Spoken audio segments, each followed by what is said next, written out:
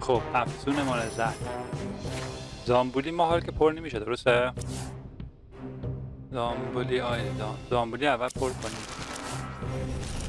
کمیسرم داره برام مشکل ساز.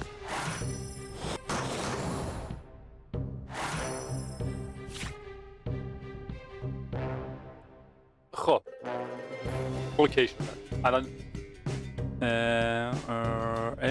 او خب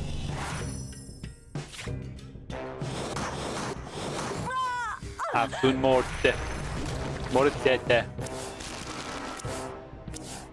این زرمن 80 3 بزنیم 80 تقریبا یکی اینا بزنیم به این دوتا بزنیم به این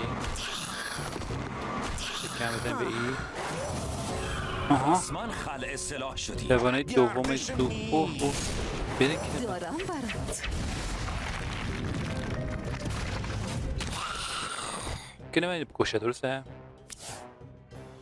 الان زامبوی بزن اینه بزنم بعد اینه بدم به این بزنیم حریفم چی کار میکنه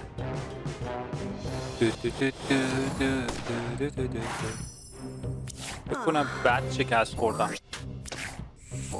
به دیار باقی شتافتم خیلی تند و سریع خب دوم دوم دوم دوم دوم دوم دوم دوم دوم دوم خشم اینا به اینی میتونه ضربه نه خشم دفاعیه بره کلا یه قلب بده دامبولی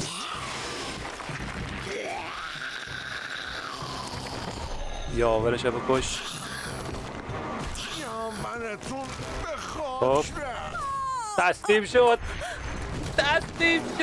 قشنگ تصمیم گرفتم میزان زدمش عالی بود داداش سامان افزون شهر زامبولی حریف از پا در آورد حریف از پا در اومد تسلیم شد